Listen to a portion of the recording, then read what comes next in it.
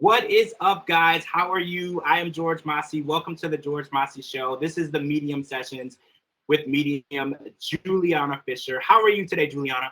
I'm fine, and you, George? I am great. I am great. So it is the new year. We have a lot of new topics. This is episode 4. The last time you saw us, we were interviewing Melanie Martin, her first ever big interview where she were able to tell her side of the story.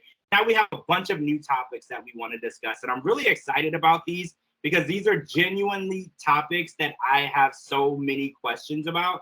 So I'm really excited to jump into this. So first thing I want to bring up is you were having a conversation with me about mirrors. Yeah. And mirrors are something pretty normal in my house. Like there's mirrors everywhere.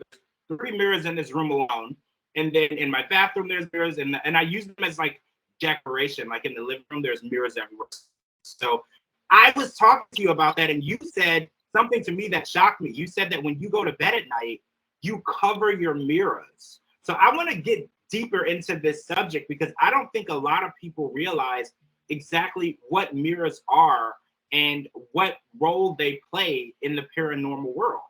Yeah, I think that most people think mirrors are just for decoration, but it's not. Mirrors are portals.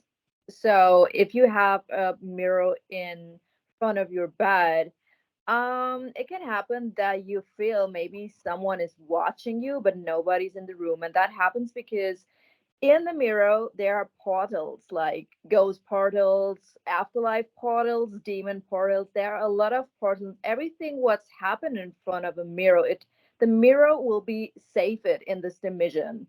So every mirror has its own dimension, and there's a lot of ghosts and other stuff in it. So mirrors can be really dangerous. So, okay, how do these ghosts or spirits get into the mirror? Is this something that happens over time, or were these mirrors owned by people and then something happened to that person and the person's trapped in the mirror? Like, how did the mirror become that portal, or was the mirror always the portal? Mirrors are always portals. When you have a mirror in a very old house, the mirror will save every energy from the house, in the house, around the house. So everything what's happened in the house, every negative energy, if you have trouble with someone or someone passed away, everything will be saved in this energy portal on the mirror. Really? So, okay, so you said in an old house. So when you buy a new house, the first thing you should do is get rid of the mirrors? Oh yeah, absolutely. You never should have old mirrors in a house. When you're moving to a new house, you should buy new mirrors because every information, everything and every ghost what was in this house or is still in the house can be also in every mirror in the house. So it's really dangerous. Oh man, because when you buy a house, bathrooms automatically have mirrors and they're built into the wall. So even those, you're saying even those should change.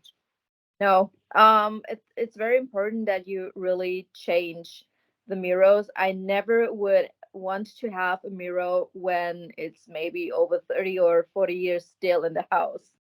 So what can these portals do? Can the spirits come through them into your Yeah. home? Can they bother you? What do they use these mirrors to do?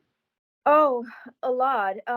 When you're sleeping, so your soul goes normally outside in front of your body, and it could happen that yeah, the ghosts or from this portal can visit you because the portal is all the time open. We don't can see it, but it's open the whole time. So um a demon can come outside from this portal and can catch you in the night. And you have maybe Wow. nightmares, or you have the feeling, oh my god, I can't sleep very well in my bedroom. I don't know why. Then the most people I asked, do you have mirrors in your bedroom? Everyone said, of course, yes, I have. And when I said, please cover up, again, they will sleep better. So covering the mirror, what do you like covering it with what? Like a blanket? What do you think is the best thing to use to cover it? Uh, I don't know. You can make a shirt or other stuff, just to have something what is really long, and nothing from the mirror can comes out. Oh, so you don't need to, because I was like, should I turn the mirror down, like face it against the wall. So just putting a blanket over it or a shirt is enough to keep those spirits at bay. But it's interesting because there's a mirror directly next to my bed, and I'm really freaking out now because I didn't realize that it shouldn't be that close, to my bed. But there's also other mirrors in the room as well. So when you said you might feel an energy in your room, especially at night, is that the person? Is that the soul like leaving the mirror and entering the room? Is that when you start to feel that energy? Yeah. The most of the ghosts or energy portals are awake in the night because everything is silent and the most paranormal activities are starting at the night. So if you cover up your mirror, you close the portal so nothing can comes out. That's why I said to my clients, please cover your mirror because then you can close the portal overnight. Wow, wow. So since they're really active at night, it's totally fine to have mirrors uncovered during the day. Is that okay? Yeah, it's okay, but I always would choose to buy new mirrors. I don't know. And if you have a really hard time in your house or with your wife or I don't know, with family members, I would clean the whole time with salt and water um the mirror because then you can take negative energy away. Wow. Never thought that they harbored energy the way that they do because you're right. There are people who are fighting or couples that got divorced and then they keep this mirror and they're harboring this negative energy and maybe they start a new relationship. That negative energy from the previous relationship could be affecting the way that their new relationship is growing. I never thought of anything like that. It's funny because in my opinion mirrors are very decorative, like I buy them, I put them around the house, I use them to get ready.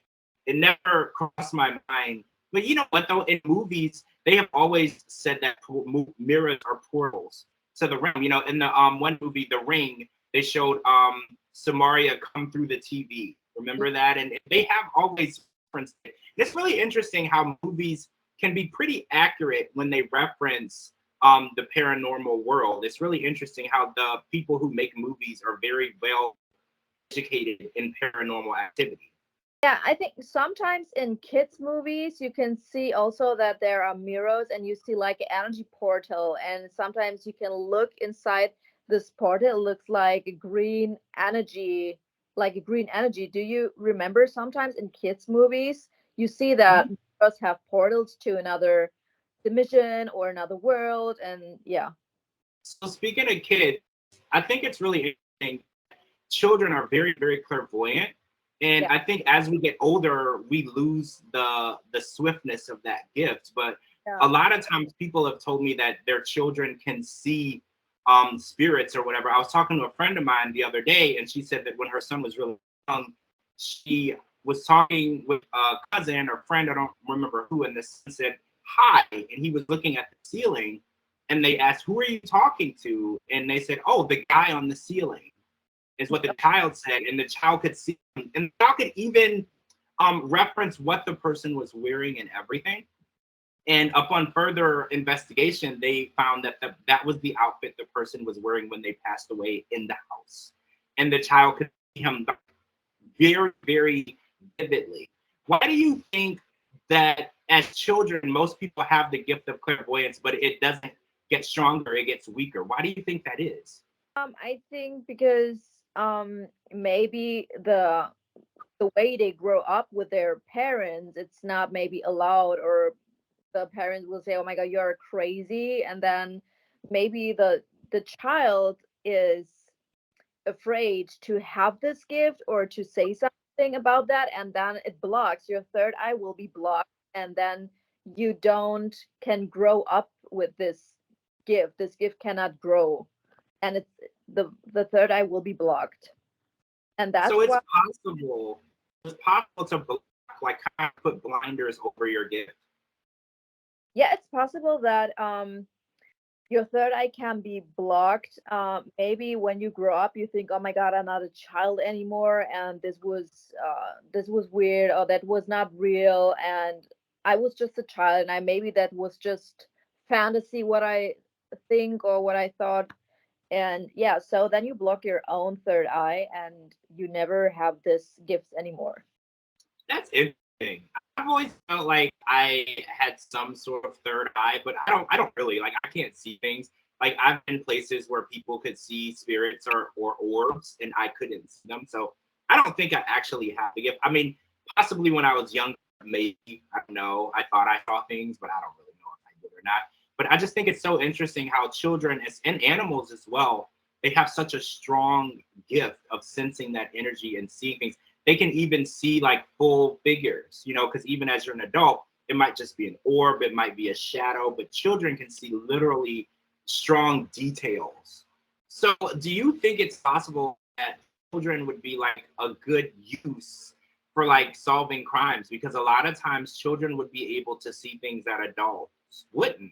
So, when it comes to like um figuring out what happened to someone, like there's no leads, do you think the pure form of clairvoyance in a child would be something that they would be able to tell the police or tell people what happened? Or do you think children are not, you know, developed enough to understand that type of thing?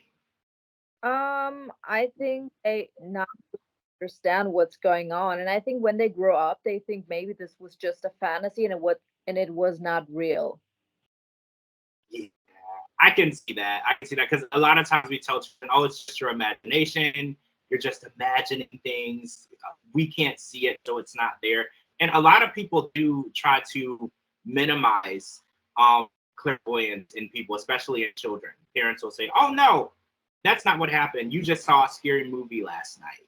You know, Yeah. or they'll try to make it seem like it's not as serious as it is, which is unfortunate because I feel like the more people with this gift, the better the world could be, because if they use it for the right reasons, they could help people and they could help people get over things and move on, and they could solve crimes. And I think it would be a better place if people would actually encourage it instead of telling people to ignore it.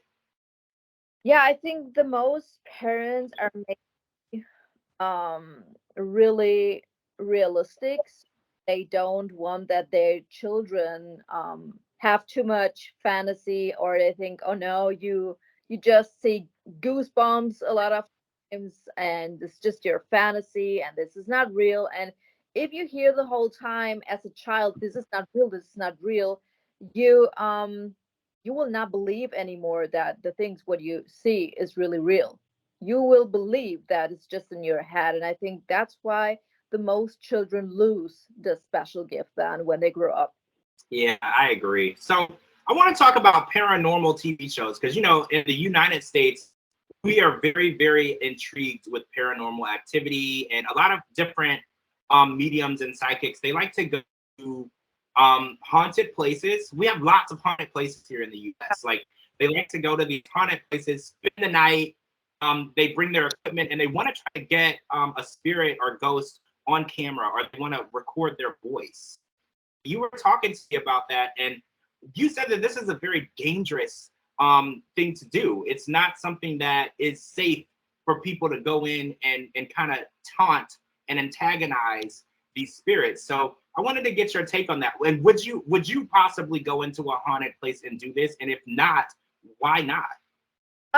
So at first, I'm sorry for saying this, but I'm honest to you. The most American paranormal TV shows are absolutely shit because they really have no idea how can they really protect themselves. They are, I don't know, they do a lot of faults the whole time. They are speaking with mirrors and said, hey, when someone is here, please come through the mirror, please come through the ghost box.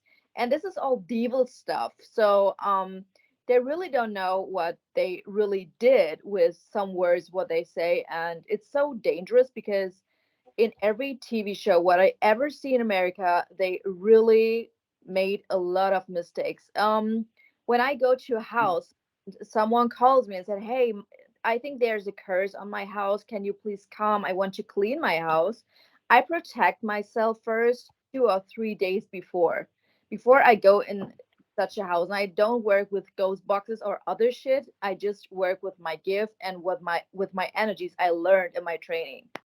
So you don't use any equipment at all. No, I don't need it because I have my own gifts and I feel when someone is there. I feel, is there a ghost? Is there a soul who stucking there because he's passed or the person has passed and don't realize that the person has passed. So I feel what's going on in the house. And I think if you have not the gift and not the training to get in get in touch with that, you really shouldn't do this because it's dangerous. If you don't protect yourself and you go to a haunted place, a demon can come to you and you are obsessed. You have like then a curse on you, and it's really dangerous to get this demon off from you. So, in your opinion, the people who use all these different devices, do Yeah. you feel that if their gift was actually strong, they wouldn't need any of that? Do you feel like those are crutches? They use that because their gift isn't strong?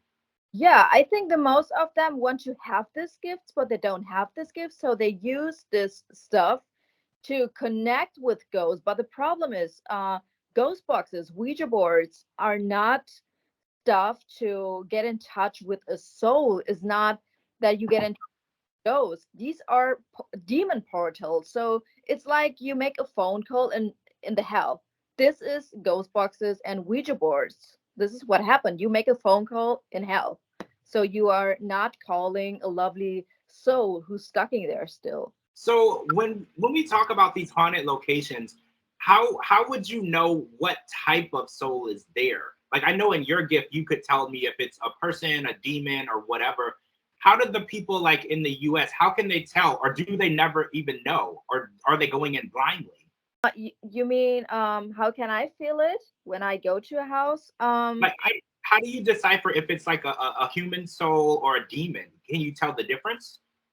I feel it. I feel if there is a demon energy because I work with clients every day who has a curse and demons on themselves, or it's a soul who's stuck in because I going to this house and I feel and I get visions in my head what's going on, which soul is here, happen, which situation has happened. I feel and see everything when I visit a house or a place. Yeah. Wow, that's really cool because I've watched all the shows here in the US, and you're right, they have all these different devices and machines. And I didn't realize them using those devices and machines only means that their gift isn't strong or they don't really know what they're doing. And No, they don't know what they're really doing, and it's really, oh my god, every time I'm sitting for in front of the TV and thinking, for real, what are you doing there? Like they call themselves hunters, but they have no idea what they really do. It's like, I don't know, it's kindergarten in my eyes, and it's not that you are a professional person when I so see. I'm when sorry. when they try to contact these people like with a ghost box or a Ouija board, what was the purpose other than them trying to get it on recording? Do you think when people do that, do they annoy the spirit? Do you think the spirit gets upset that people are bothering it and not trying to help it? Yeah, of course. I think when there are really ghosts or souls who's stuck in there and they really need help, I think they will really pissed off or annoyed because they think, okay, now there's someone and maybe the person can see me or can help me. And then they think, oh my God, no. And I think that then maybe the soul will do something that you feel okay, here is some paranormal activity, but then they just say, oh my god, maybe here's a demon, and it's maybe just a soul who wants to tell you, hey, I'm here, please can you help me. And I think, yeah, they really annoyed from this fake ghost hunters. Yeah, I was thinking that too, because if, for instance, if it's in a haunted place and it's known to have been haunted for many, many years, that means that that spirit or spirits have been there for a long time. And they're under the impression that someone is there to help them. Like when you're on the side of the road with a flat tire and somebody pulls over, you're under the impression somebody is going to help you. So I feel like that's how the spirit feels. The spirit feels, oh, someone is here trying to communicate with me. They want to help me. And then once they come in contact with the spirit, they just try to record its voice or record a visual, and then they leave it there. And I feel like that's why these spirits in these haunted places are so hostile, And because they're so tired of people using them. yeah, right. And that's why I told you I will not doing sessions with, I don't know, some celebrities who passed, because it's like when you call someone and the person feels maybe weak, and you try to call and to talk the whole time, and it costs the soul a lot of energy when you get in touch with a soul in the afterlife. So I never want to talk to souls just for get in go in touch with the people. I want to help souls, and that's why I want to make afterlife sessions. And this ghost hunters talking with Elvis and I don't know, Brittany Murphy and other celebrities who pass, and I think it's not cool because it takes the whole time energy from the souls, and it's really annoyed for the souls too that there is no um a professional person who wants to help them in the afterlife. They just want to know, hey, how are you doing? Are you cool? And why are you murdered or other stuff? I'm very, very intrigued because these ghost hunting shows are very, very popular in the Yeah. US. A lot of people love watching this, but you made a really good point. When you go and you antagonize the spirits, or you use them, or you just want to get on video or on film or on recording so you can use it on TV. When other people go and visit these same places, this is the aggression that we're seeing. Like, did you hear about the story recently where someone went to see the real Annabelle doll, the doll that was in the Yeah. case, and he passed out. Yeah. He was I think fainted after going there. So I wanted to ask you, what happened? What do you think took place where he went to see this cursed doll and then afterward he passed out? What do you think happened? Did the spirit follow him? Like, what do you feel took place?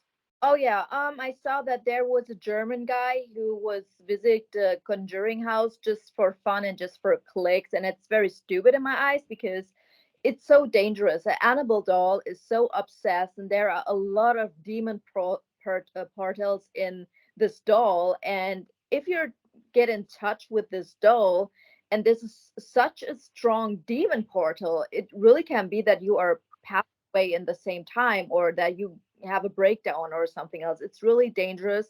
And people just think, oh my God, I have to go there just for clicks and I want to be cool. And spiritual things are really dangerous and you have to be careful. And it's not for fun or just to getting clicks or famous. See, I'm scared now because I'm really intrigued with like paranormal stuff, and I own two Annabelle dolls that I bought at the store.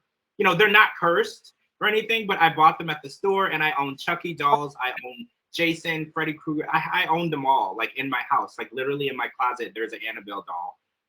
And so now I'm worried. Should I not be buying stuff like this? Oh no, please do not. Because I made a story a long time ago that if you buying dolls or other stuff and maybe you sit this doll in front of a mirror in front of a portal, it could be that this demon or ghost from this portal in your mirror goes in this doll what you bought. So it's really dangerous, and I would never bought some stuff when you know there is the original doll is obsessed with a demon. Because if you buy a copay from this doll, it also could be that there are demons and say, hey, oh my God, it's like this doll what we know, and we go in through that doll too. So it's really dangerous. I would never buy such a doll. Oh no, I have so many of them. Now I'm worried. I don't know what to do with them now. Show me that. Oh my God, I'm scared now. I didn't know that it was bad. I figured since they're not like I bought them from the store, you know, nothing ever bad happened, that it was okay. I didn't think that they could. Well, I don't keep them near mirrors, but they're in the same room with a mirror. So I don't know. Now I'm worried. Oh my God, now you creeps me out. You have to show dolls, please.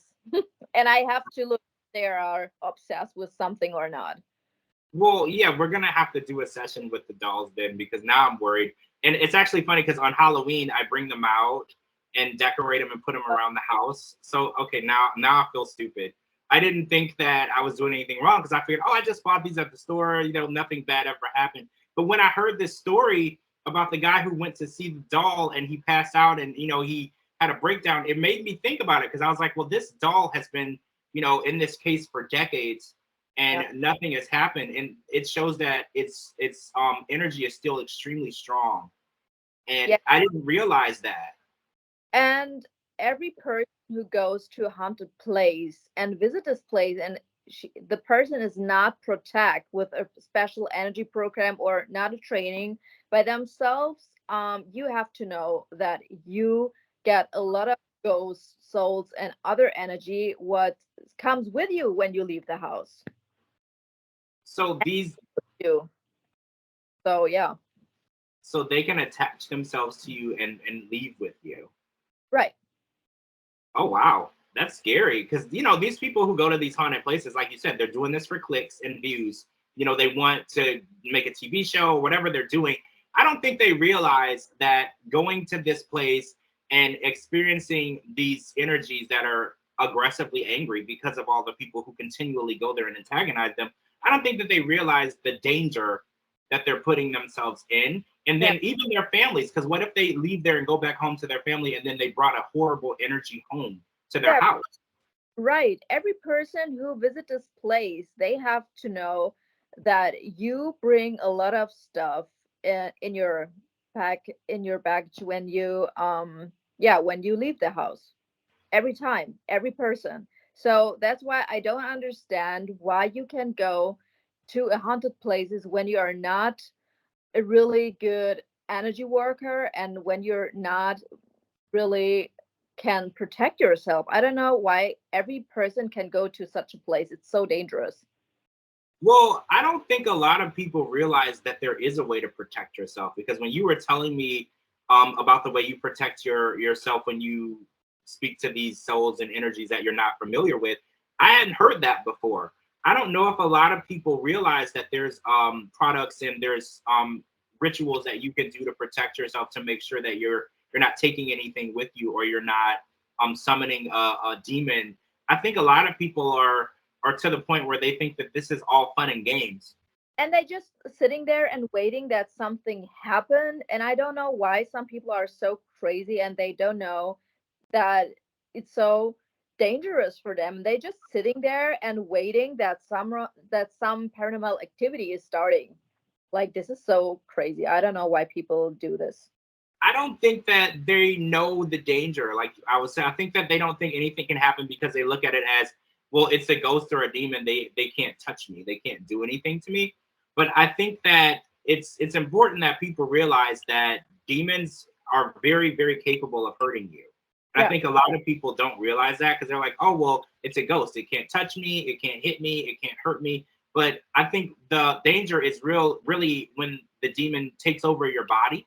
I Yeah. don't think people are really outweighing the risks that they're going in for these clicks because you've told me before you were like, I'm not doing this to get clicks. I'm not doing this to be on TV. I want to do this, to help people. And there are situations where, for instance, you will not get involved if you feel like there's any horrible energy or negative energy or just, clout situations where people are like, oh, well, let's do this because a lot of people will click it.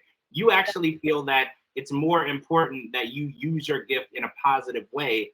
And Right. whether or not people click on the story or not is kind of irrelevant to you. Which I think it's interesting because a lot of the people in the US, it's the complete opposite. They Google the most scariest place and they go straight to that place Oh because my they know that everybody's going to click on it. And it's like, I don't know. I think that going to their houses after they do something like that would probably be super scary because you would probably see all of those energies and spirits that they brought back home that they don't even know are there. God. Yeah, I don't know. But it's super dangerous when you have a really weak aura and you visit this place. This demon can obsess with you and catch your aura, and maybe you sit the whole time like this and you feel like, oh my god, my neck, everything feels very I don't know, like this and so strong. And that's because when some ghost or demon is obsessed with you and catch maybe your aura and comes on your neck, and then you sit the whole time like this and have the feeling everything is so heavy for you, you don't have energy, you are sleepless. And yeah, and I see when someone coming to me and sitting like this the whole time, I feel that here in the aura place is a lot of ghosts, demons, and other bad energy, and the person can't sit like normal like this anymore. They can't sit Wow. straight. You see, they sitting the whole time like this, like an old grandma.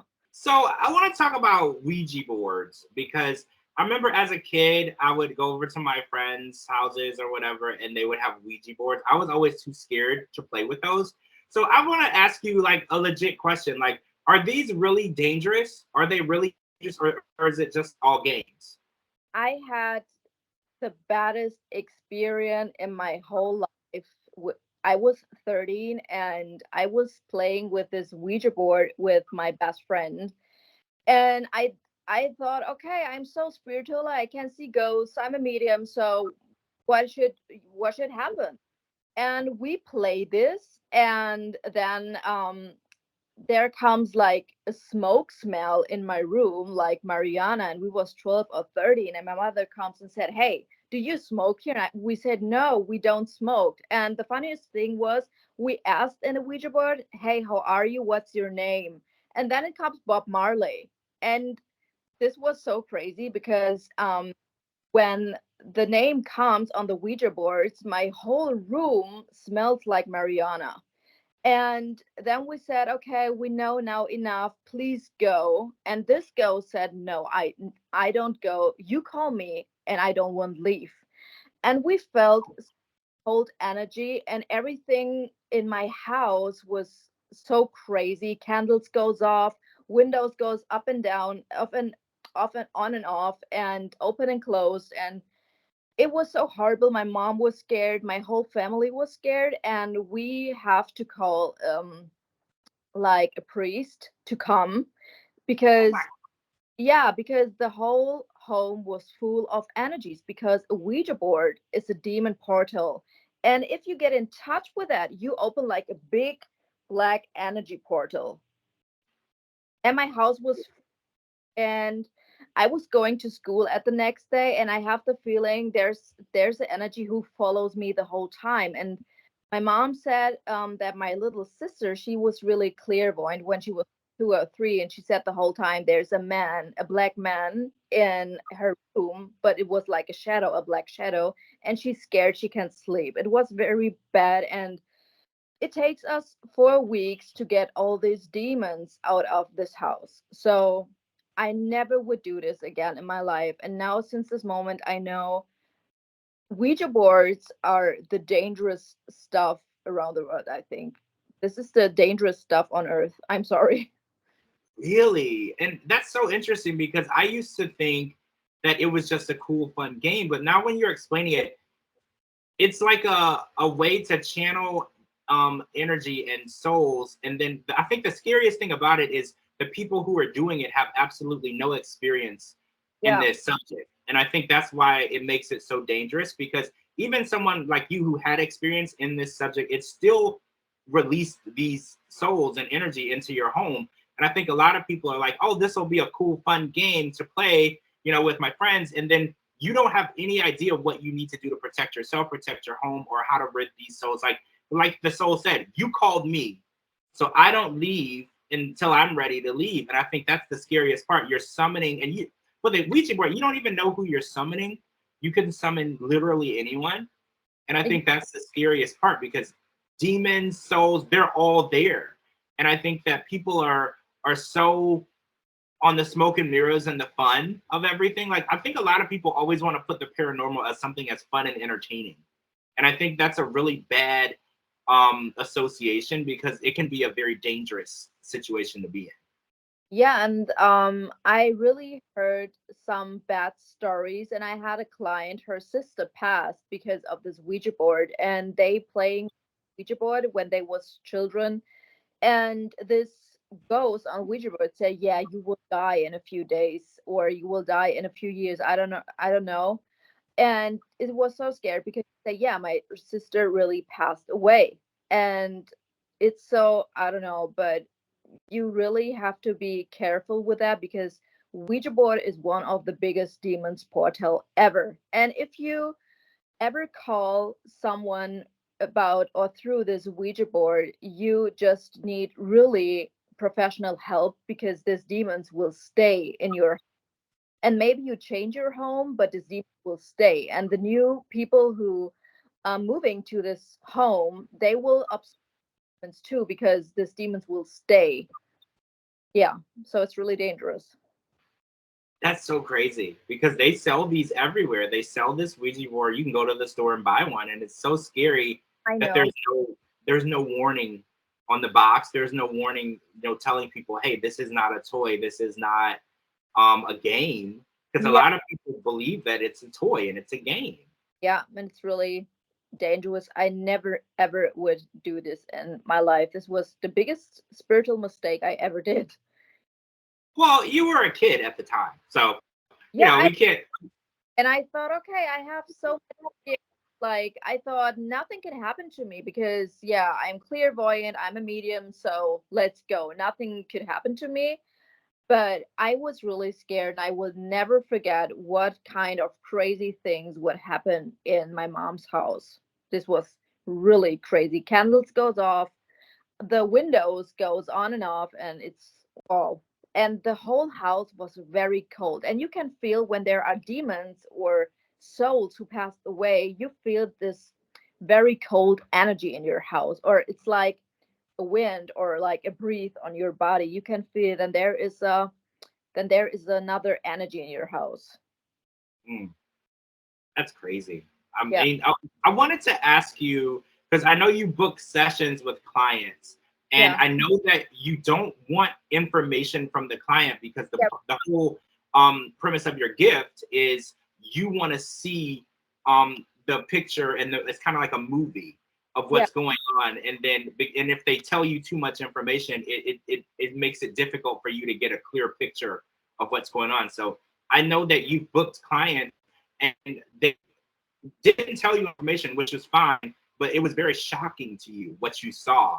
And I know it's private, so we can't really get into much detail, but I want you to tell me about this one client that you booked where the situation was very, very terrifying. mm.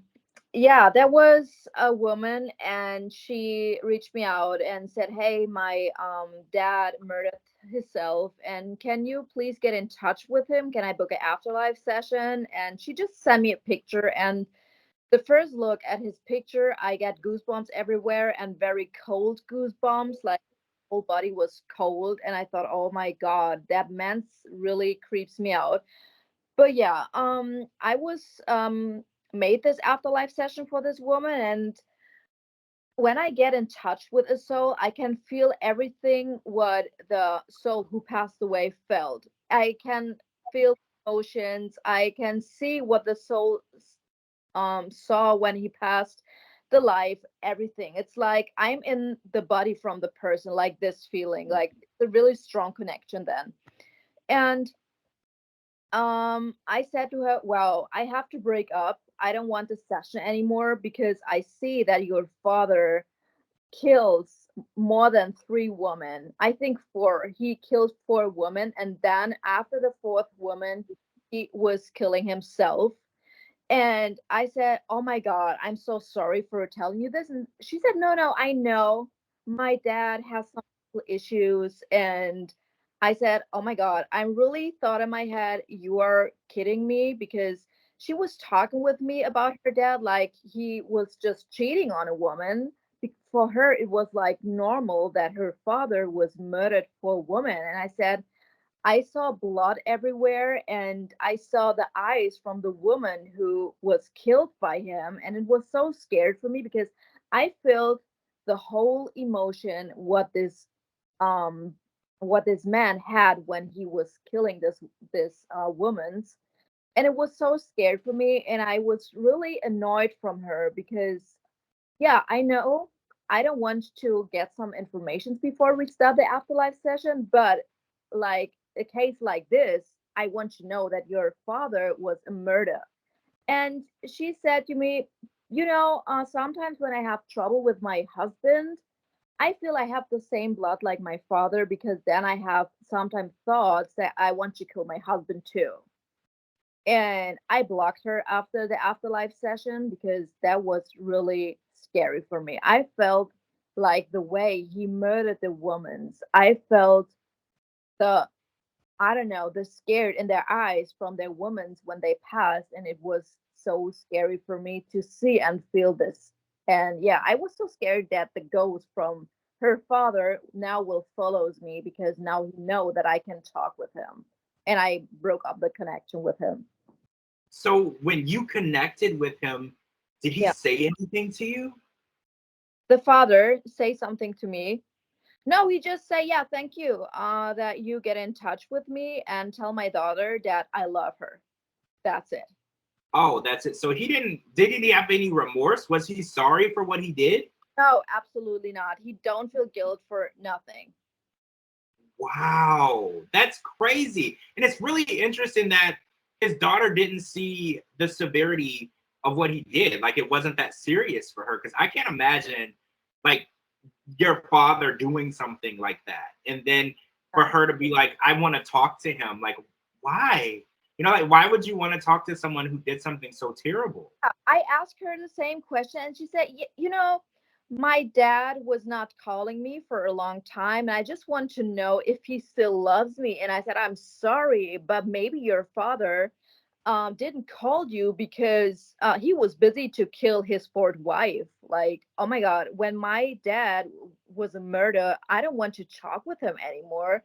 Maybe I feel very peaceful that he passed away and that he don't can hurt a person again. I don't know why she wants to know if her father was still loving her. That's why she was getting in touch with me, just because she wants to know if her dad still loves her.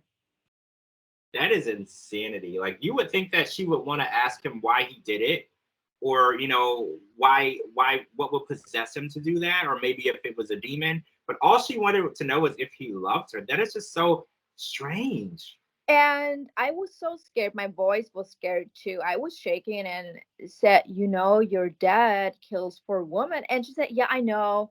My dad had mental issues." And I thought, oh my God, she said this to me like, "Yeah, my dad was a cheater. I'm sorry, like this." But for her, it was not bad. And that scares me too, because what kind of person do you are that you are not scared, or that you are not afraid that your father was a murderer? This, I don't know. I thought about this case a lot of times and said, I don't can realize what's going on with her and her father. Well, right. And then the fact that she said that she thought she might share the same bloodline as her father, meaning that she could have been having those same type of thoughts. You Yeah. know, that is so scary. So, what do you do if somebody you book a session and you find out that they did something horrible, and maybe they didn't get caught? What's your policy? Can you report it, or do you have to keep it confidential? Like, how do you handle that? Because a lot of times you can see things that the police can't. So, how do you go about navigating using that information?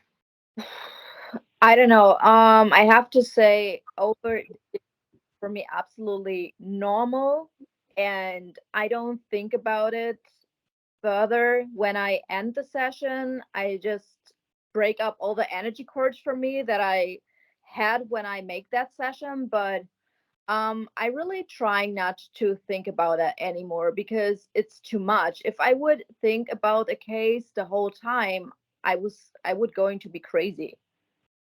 Yeah, I definitely agree with that. So, oh, I have a question Yeah. about cemeteries. So, a lot of people say that cemeteries or mausoleums have a lot of paranormal activity. Do Hmm. you believe that since there's so many passed away people in one place that that's true, or do you think that there's some cemeteries that don't have a lot of paranormal activity and then there's some that do? Like, how do you feel about mass graves places like cemeteries and mausoleums?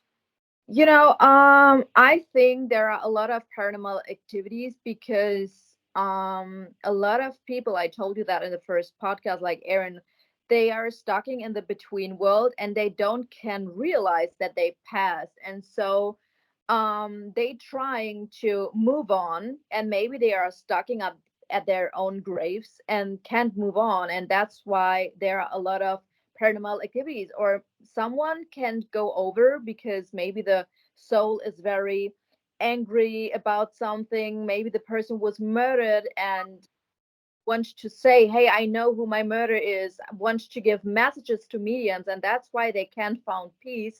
They can't find peace. And yeah, they're trying to do some stuff maybe on the grave to say, hey, is someone maybe here and can help me? I think that's why on these places are a lot of paranormal activities.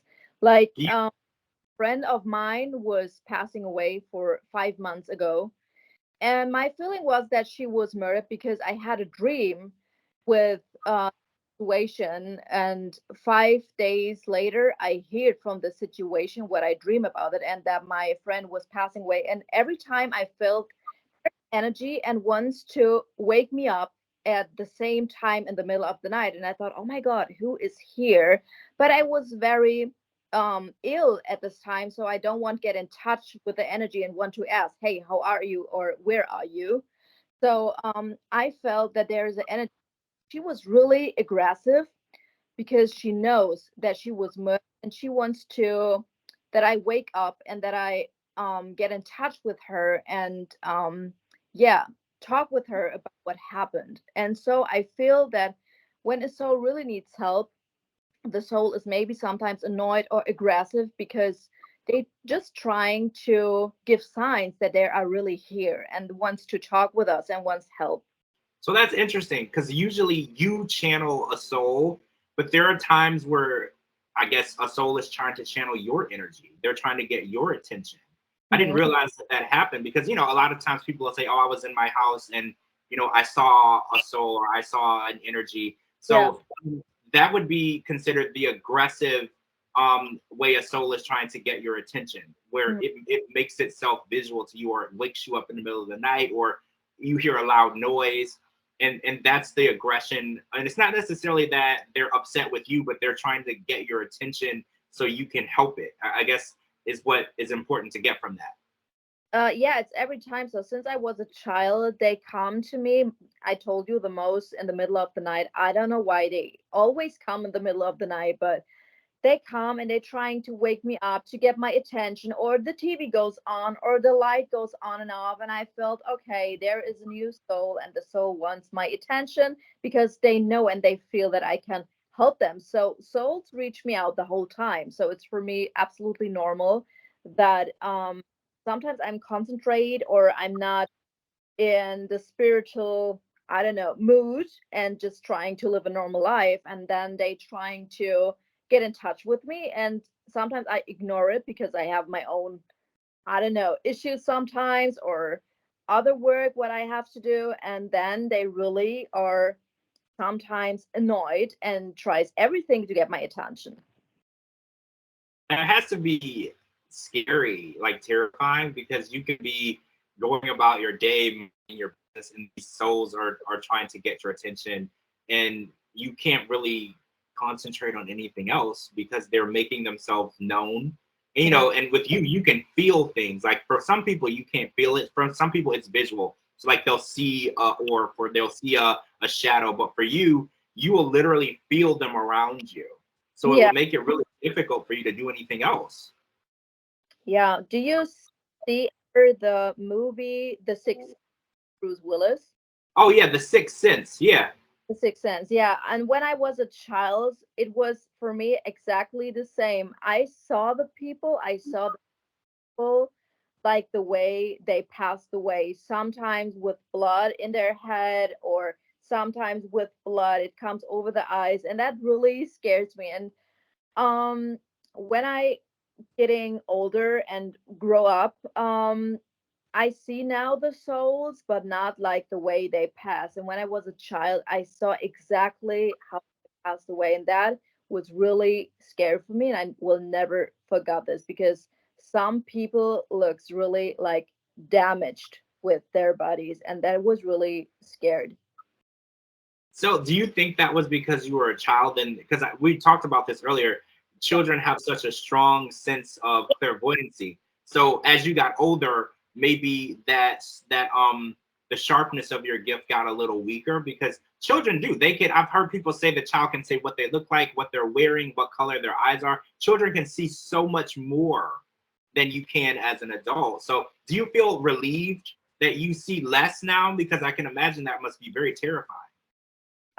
My clairvoyant gift was getting bigger and bigger, and now I'm really, really clairvoyant. As a child, sometimes I get visions and sometimes I could see things, but it was not so clear like now. But um I saw when I was a child the deaf people for real, like they was in, I don't know, a normal person, and now it's really less. I see souls sometimes, but now most that I feel the person and get the visions in my head how the persons look like, and it's really much better because that scares me when I was out. And it was really like I told you in the first podcast that said to my mom, there is a granny on my chair. What she's doing there? Who is she? And now it's better because I don't see the souls like a really, really normal person is like sitting between me. I would freak out. I would literally freak out if I saw like a person like vividly and then they were like damaged, and I would be so terrified. I would literally walk around with like a blanket over my face. I wouldn't want to look at all. I would just be so terrified of, because every as a child I was scared to sleep with the light off half the time. So the idea of having like people in my room like standing around, because I'm envisioning in my mind you're laying in your bed and there's all these people just standing around looking at you trying to get your attention. I can't even imagine how you got any sleep. Like I would never sleep. No, I asked my mom since I was out every day, Mom, can I sleep by you? Because there are the people coming and the deaf people coming, and I was scared the whole time. And Um, till now, I ever have to sleep with a little bit of light or that my cat is by me. Yeah, I can't really sleep bad alone because I know there could happen things in the middle of the night and there can be paranormal activity. So yeah, it's better normal for me, but I'm still a little bit scared, I think. And when I was 13, I felt sometimes I didn't see the deaf people anymore, but I hear them. And that was so crazy. Sometimes I really was sleeping with headphones because I heard all the voices. Help me, can you see me? And hey, why you are awake? And it was so horrible. I heard a lot of voices around me. And I put my headphones on and said, really, shut up, leave me alone, go to another person. I was so aggressive because I was not understanding why they are just choose me to help them. And it was a lot of souls who wants help from me. And I don't know why they choose me the whole time. I'm beginning to think that souls talk to each other. So like I'm beginning to think that you've helped people and then the souls have been talking about you.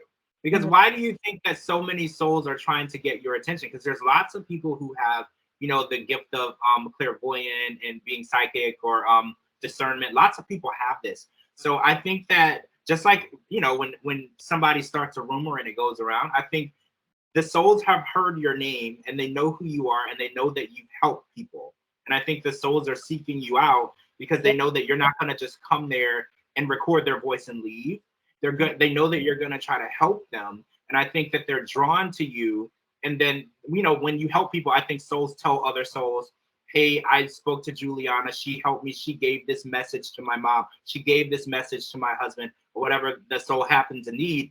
And then I think that they're starting to look for you specifically because I think that there's other mediums out there who we've talked about who don't want to help anyone.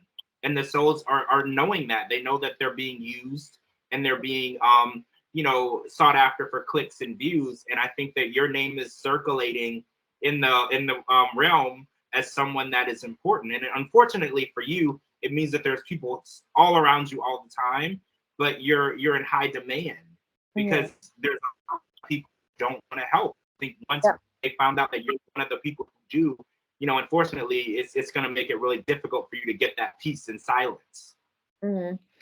Yeah, I think it's really sad, but the most mediums also in America just talking with the deaf. And I told you sometimes the deaf people need much more. They don't want just a small talk with you. Maybe they are stuck in the between world and don't find the way out. And maybe the souls that I know, how can I help them in the afterlife too? So I know, like, do you know the series Ghost Whisperers? Yeah. And she said the whole time when she was talking with someone who passed away, she said, "Eh, do you see the light? You have to go in this light to go in heaven." And it's a little bit like my job. I bring them like to a strong energy and say, hey, you have to go in this energy that you can find the right way to heaven. And I make the same with someone who is stuck in the between world. I make energy systems on for them and say, hey, you have to go inside this that you can find the right way to heaven. And I think that's why souls choosing me, because the most mediums just say, hey, your mom wants to say, please protect her chain, or I don't know, and that's it. And I think it's more important to help the souls to find the right way and not just to get in small talk with them. Well, right. I mean, if they've been stuck in the in between for years and years and years, they don't want to talk about the weather. They don't want to talk about, Right. what they see around them. They want help. They want to, just like if you were stuck, like I keep using the side of the road. You're stuck on the side of the road and your car broke down. You don't want people to slow down and wave. You want people to pull over and help you so you can get going. And I feel like the souls are the same way. Like, we don't want you to like wave and honk the horn. Like, we want you to actually try to help us because we've been stuck and you clearly can see that we need help, because I think that's what makes it so bad. The mediums can see that they need help, but they don't offer them any help, and I think that's really bad. Yeah, I watched a really popular media man from the USA. I don't want to say names. I don't want to talk bad about him, but I really liked him. And then he was sitting by a celebrity in Beverly Hills, and this celebrity girl said, "Do you believe that there is that souls go into heaven?" And he said, I don't know. Is a heaven, or I don't know where are they going?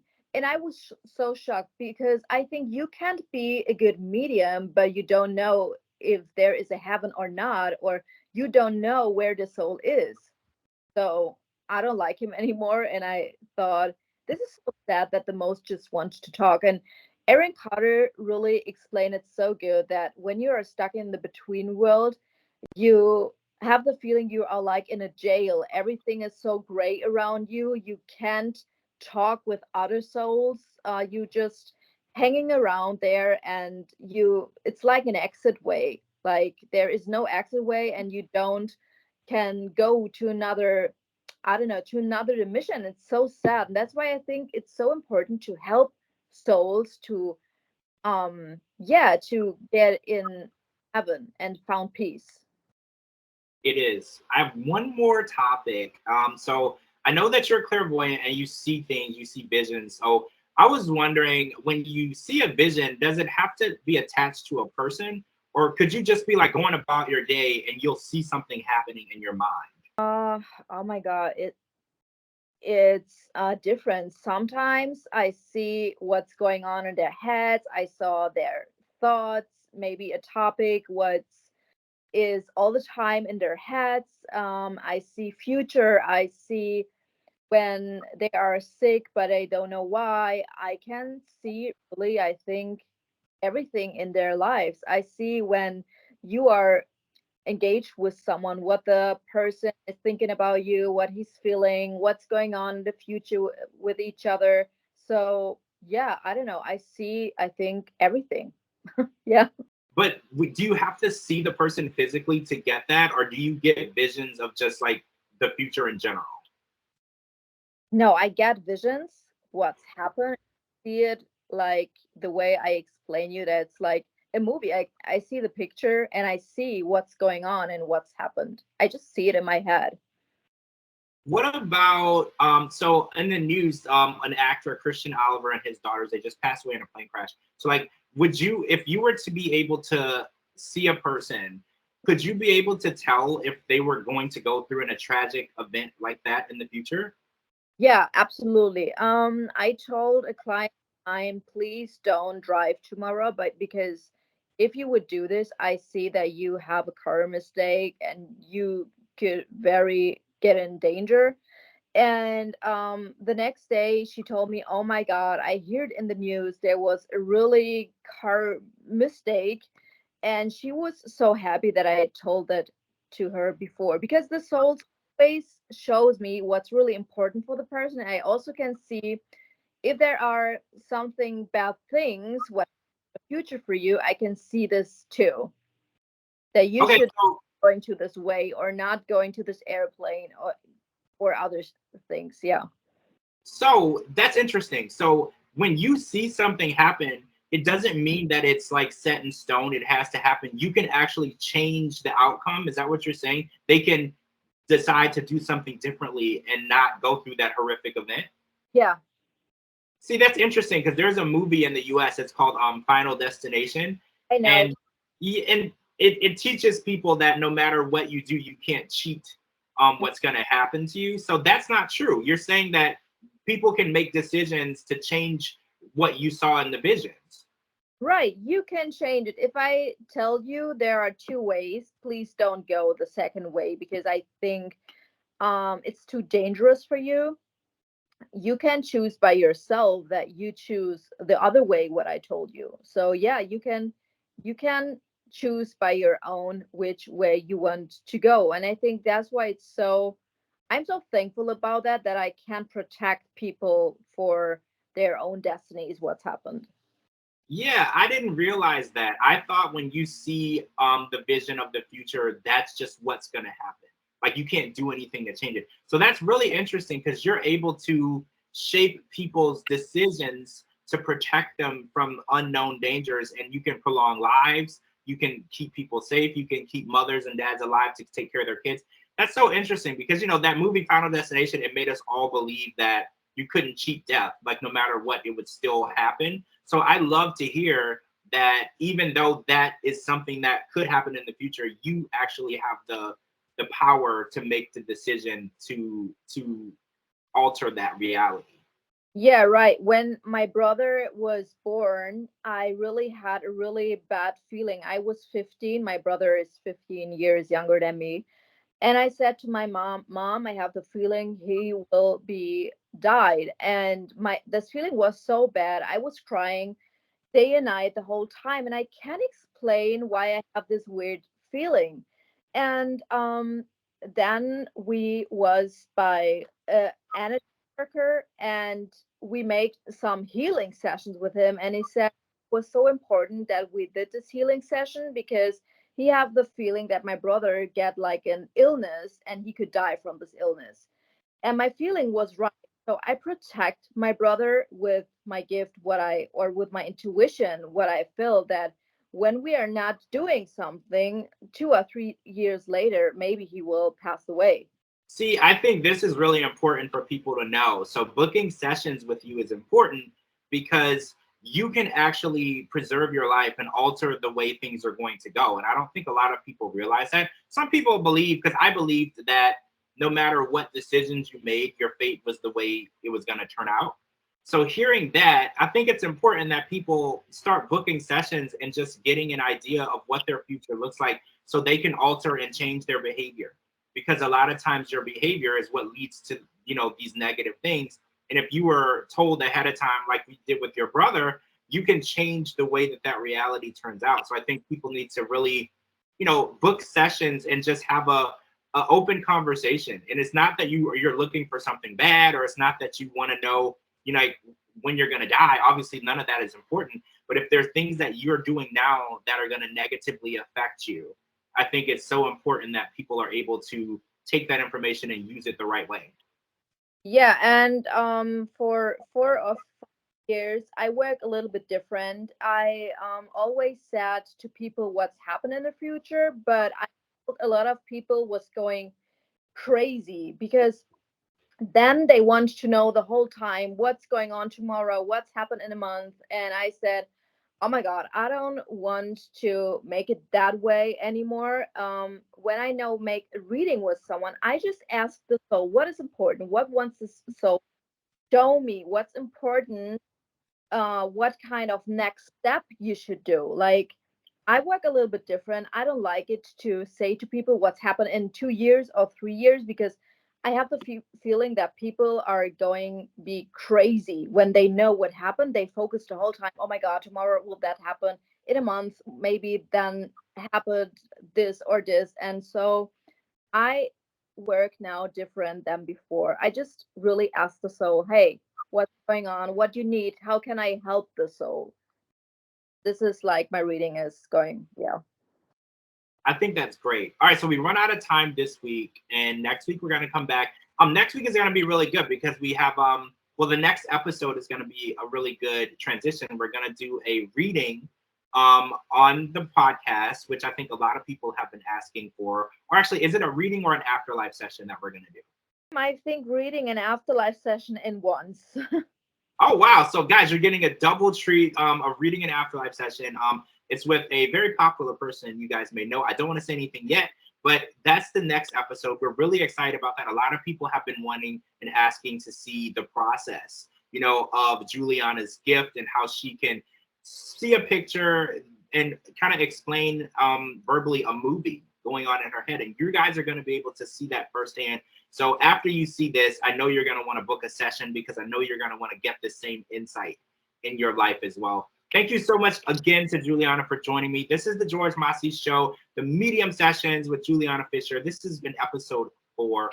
Again, we'll be back with the next episode, episode 5. You're going to see a live afterlife and reading session with us. Thank you so much for joining me. Happy New Year. I hope things are going well in your neck of the woods. Make sure you're following Giuliana. She's tagging this video. I'm going to put all the information as well below in the comments if you want to book a session. It's very important that you reach out to Giuliana directly to begin the process. Make sure you're following me on all social media platforms at George Mossey, georgemossey.com. Anywhere you get your podcast or stream music, type in the George Mossey Show. Thank you guys so much for joining us, and we'll talk to all of you guys really soon.